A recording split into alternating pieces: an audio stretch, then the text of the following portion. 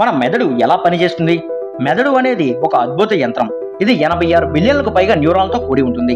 ఇది ఒక కంప్యూటర్ కన్నా వేగంగా పనిచేస్తుంది. మన మెదడు 3 ముఖ్య భాగాలుగా విభజించబడి ఉంటుంది.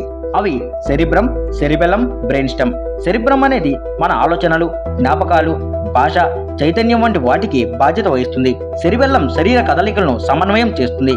బ్రెయిన్ స్టెమ్ హృదయ స్పందనలు, శ్వాసక్రియ వంటి అవయవాల పనితీరును నియంత్రిస్తుంది. న్యూరాన్లు చిన్న చిన్న విద్యుత్ సంకేతాల ద్వారా సమాచార మార్పిడి చేస్తాయి. ప్రతి న్యూరాన్ వేలాది ఇతర న్యూరాన్లతో కలిసి ఉంటుంది. ఈ సమాచార మార్పిడి కారణంగా మనకు ఆలోచించగల, నేర్చుకోగల, స్పందించగల శక్తి ఉంటుంది. మెదడు యొక్క పనితీరు సజీవంగా ఉండాలంటే శరీరంలో తగిన రసాయనాలు, ఆక్సిజన్ సరఫరా మరియు శ్రద్ధ అవసరం. నిద్ర, పోషకాహారం, మానసిక విశ్రాంతి మన మెదడుకు ఎంతో అవసరం. మెదడులో జరిగే ప్రధాన చర్యలలో ఒకటి న్యూరాన్ల మధ్య విద్యుత్ సంకేతాల మార్పిడి. ఇది సైనాప్స్ అనే భాగంలో జరుగుతుంది. సైనాప్స్ ద్వారా న్యూరో ట్రాన్స్మిటర్లు అనే రసాయనాలు విడుదలై నెక్స్ట్ న్యూరాన్కు సంకేతం పంపుతాయి. ముఖ్యమైన న్యూరో ట్రాన్స్మిటర్లు: డోపమిన్, ఇది ఆనందానికి కారణమవుతుంది. సెరటోనిన్, ఇది మూడ్ని కంట్రోల్ చేసుకోవడానికి ఉపయోగపడుతుంది. గాబా ప్రశాంతతకు మరియు నోరోఫెనిఫ్రిన్ ఉత్సాహానికి ఉపయోగపడతాయి. మెదడులో ఈ రసాయనాల సమతుల్యత లేకపోతే డిప్రెషన్, యాంగ్జైటీ, మూడ్ స్వింగ్స్ వంటి సమస్యలు ఎదురవుతాయి.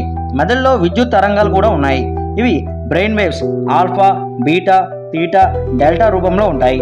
మెదడు పనితీరు పూర్తిగా ఈ రసాయనాల విద్యుత్ సంకేతాల సమన్వయం పైన ఆధారపడి ఉంటుంది. ఈ ప్రక్రియలు సరిగ్గా జరగడం వల్లే మనం బాగా ఫంక్షన్ అవుతాం. జ్ఞాపక శక్తి, ఇది మన జీవితంలో ఎంత ముఖ్యమో చెప్పనక్కర్లేదు.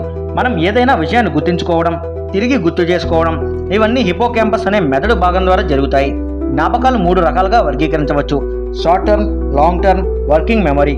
న్యూరోప్లాస్టిసిటీ అనేది మెదడులో కొత్త న్యూరల్ కనెక్షన్లు రూపొందించుకునే శక్తి. ఇది మనం ఏదైనా కొత్త విషయాన్ని నేర్చుకుంటున్నప్పుడు జరుగుతుంది. ఇది మెదడుకు రీసెట్ అయ్యే సామర్థ్యాన్ని ఇస్తుంది. గాయాల తర్వాత కూడా మెదడు మళ్ళీ పునర్నిర్మించుకోగలదు.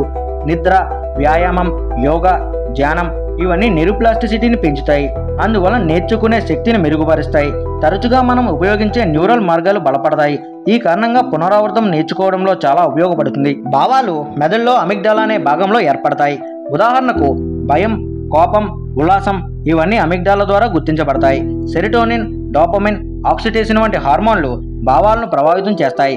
అల్జీమర్స్ అనేది మెదడులో జ్ఞాపకాలు నశించే వ్యాధి. ఇది హిపోకాంపస్ను ప్రభావితం చేస్తుంది. దీనివల్ల మెంటల్ డిక్లైన్ వస్తుంది. దీన్ని ముందే గుర్తించి నివారించడానికి మానసిక వ్యాయామాలు, పజిల్స్, సంగీతం వినడం వంటి చర్యలు సహాయపడతాయి. TMS, transcranial magnetic stimulation, DBS, deep brain stimulation, neuro feedback వంటి సాంకేతిక పద్ధతులు మెదడును మెరుగుపరచడంలో ఉపయోగపడతాయి. సృజనాత్మకత మెదడులో డిఫాల్ట్ మోడ్ నెట్వర్క్ అనే వ్యవస్థ ద్వారా ఉత్తేజింపబడుతుంది. ఇది ఊహాశక్తిని ఉపయోగించి కొత్త ఆలోచనలు రూపొందిస్తుంది. తత్వపరంగా నేను అనే భావన మెదడులో అవగాహన, జ్ఞాపకాల సమాహారంగా ఏర్పడుతుంది. భవిష్యత్తులో మెదడు మరియు ఆర్టిఫిషియల్ ఇంటెలిజెన్స్ కలిసిపోయే దశలు వస్తాయి. బీసీఐ వంటి టెక్నాలజీలు మెదడులో కంప్యూటర్ను కలుపుతాయి. మన మెదడు అనేది మానవ జీవితంలో అద్భుతమైన అస్త్రం. దీన్ని విశ్వసనీయంగా, జాగ్రత్తగా వాడుకుంటే జీవితం గొప్పగా మారుతుంది. మెదడును మెరుగుపరచడానికి ధ్యానం, వ్యాయామం, మంచి ఆహారం, నిద్ర అవసరం. ప్రేమ, దయ వంటి భావాలు మెదడును శాంతంగా ఉంచుతాయి. మీ మెదడును గౌరవించండి, అది మీ జీవితాన్ని వెలుగులతో నింపుతుంది. That's it for today guys. Video ఎలా ఉందో కింద కామెంట్లో చెప్పండి. ఇలాంటి మరిన్ని ఇంట్రెస్టింగ్ వీడియోస్ కోసం ఇప్పుడే ఛానల్ను సబ్స్క్రైబ్ చేసుకొని పక్కనే ఉన్న గంట సింబల్ను ఆన్లో పెట్టుకోండి. అలా పెట్టుకుంటే మేము పెట్టే వీడియోస్ మీకు నోటిఫికేషన్లో వస్తాయి. Thank you for watching.